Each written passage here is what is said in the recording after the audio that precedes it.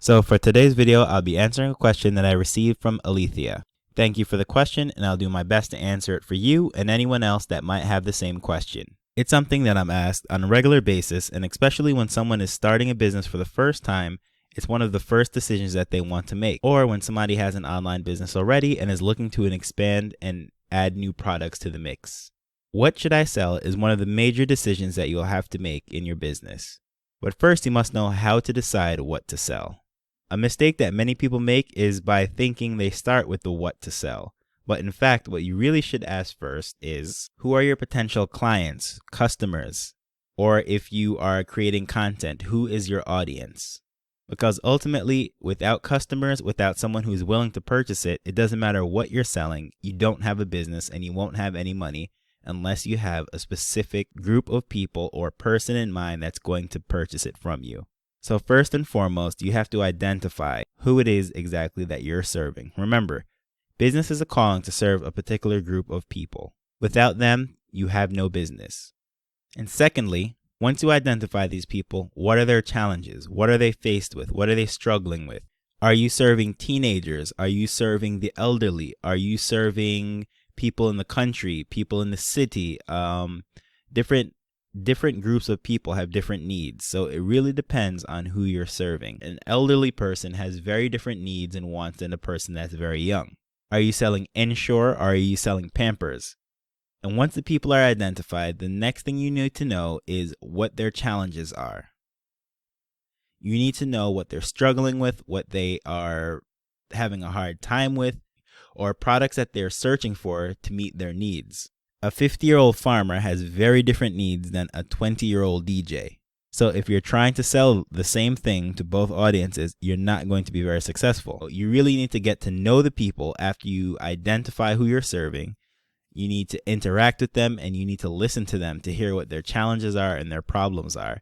When you engage and interact with these people, but here's the tricky thing. Many times they don't even know exactly what they want to purchase, but they do know what their problems are. They do know what they don't like. They do know the struggles that they have. For example, let's say the married woman with children, she's going to have different issues, such as she might be pressed for time. She needs help in different areas, So when she expresses these things to you, you can start to offer and cater for those needs. And that's number 3. You identify your audience or your potential customer. You identify their problems. Now you need to see how you can serve them. What products or services can you offer to address those needs? It makes no sense for you to just get up and select what you're going to sell. You need to really know who you're serving, what their problems are, and how you can address those problems. That's really the order that you need to go in when you're deciding what to sell. So I know a lot of people don't like to hear the "it depends" answer, but really and truly, it depends. And just to illustrate this with another example, let's say you're in the business of food services. You sell different products and services to restaurants, right? So when you're approaching a cook shop, for example, it could be a one-man shop. He's the head cook, the pot washer, and he's a server. And in many cases, he's the one that's delivering the food as well. He's going to have very, very different needs than, say, a restaurant with 30 employees, So you might be offering things that are similar. However, you're going to have to cater it to who exactly it is that you're serving and what their needs are. I can think of the cook shop owners by the bus park right now. They have very different challenges than, say, a KFC or a Burger King. You can't approach them the same way when you're offering your services or products. Some customers will require you to have a nice flashy website, whereas other customers, they might need, just a link in an email or a WhatsApp message to purchase from you. Now, the second part to the question is, how should I sell it? This includes the delivery, the payment methods, and etc. And of course, once again, it depends. It depends on quite a few things. But I'll simplify it down to these. Now, first and foremost, it's going to depend a lot on what type of product or service you're offering.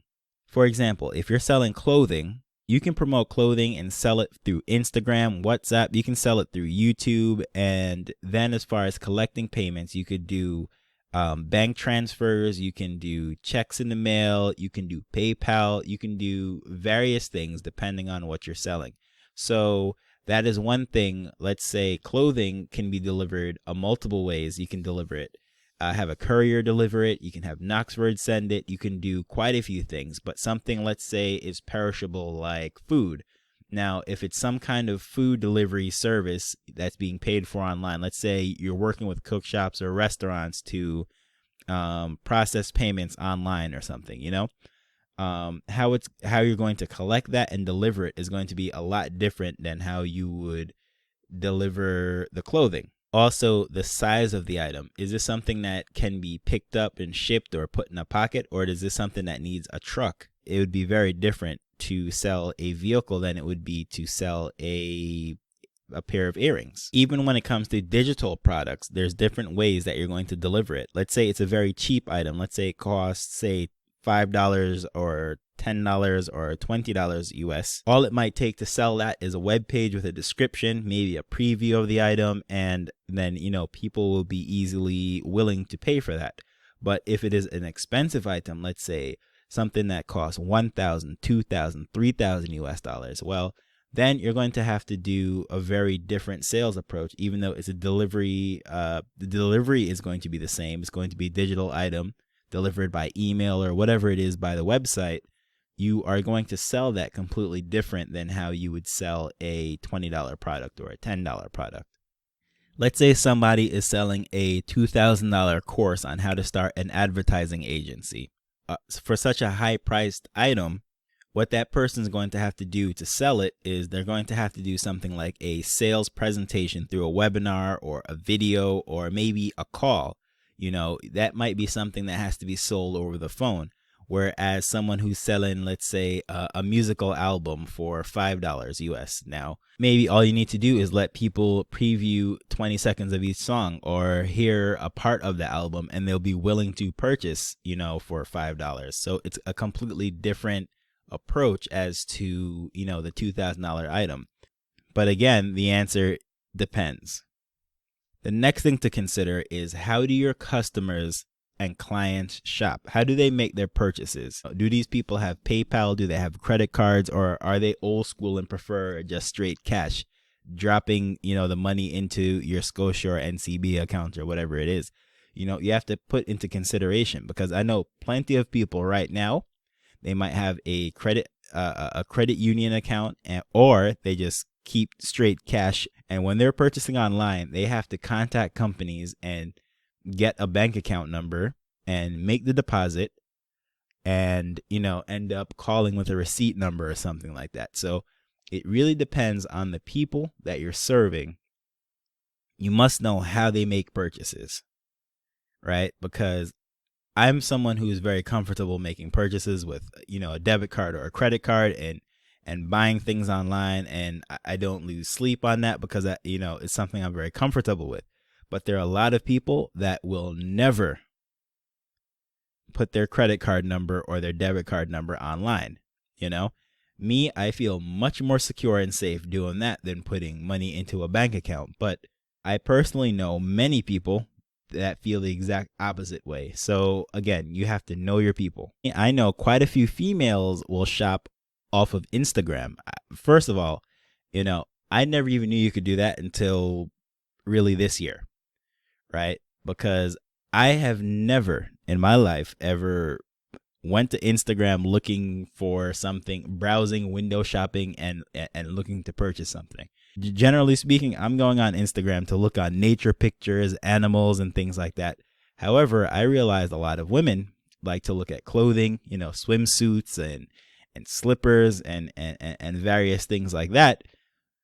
So if you're catering to them and you know that they're the Instagram crowd and they love to do those things, you really have to tailor your shopping experience with them in mind. A person that is 50 years old might be very used to shopping online, but they're not buying things off Instagram. I can tell you that because I'm not a senior citizen and I have never made a purchase because of Instagram. So just ask the average 50 or 60-year-old. One, do they use Instagram? And if they do use Instagram, have they ever made a purchase through Instagram? And you're going to get a lot of no's But then you talk to a 20-year-old or a 18-year-old or so, you're going to find, especially with women, you're going to find people that make purchases through Instagram. And Instagram and Facebook are actually right now adding a feature called Shops, which allows you to sell directly through it. You don't have to use a secondary source anymore. They're integrating the shopping cart and what have you, the shopping experience directly into it. Why? Not for people like me, but because of women who regularly shop for clothing and things like that, makeup and all those things. Impulse buy by looking at Instagram feeds, seeing the things that they want, and boom, right there, they can make a purchase. And of course, you must consider your ability and accessibility, right? If you're not comfortable sharing banking information, then you know that you're not going to have people deposit, funds directly into your bank account. If you don't have a PayPal or you don't have any kind of means of processing the thing, you're going to have to work with your ability and the things that you're able to access, because it will be limited by what you're willing to do. One thing I would like to see is for you to really push where your comfort zone is and try new things. However, many people are still going to be limited by what they're willing to try. Ultimately, I would like you to get used to the idea of something like a PayPal or a Payoneer or something along that line. But if you're not right now and you would prefer to do, direct deposits through your bank account, well, you have to, first of all, get a bank account. A lot of people still don't have bank accounts. So, if you're trying to do online business, I first and foremost would recommend that the things that you definitely need to be successful would be a computer. So, a laptop, or secondarily a Chromebook if you really don't have the funds for a laptop. You would need an email address, and you would definitely need a bank account.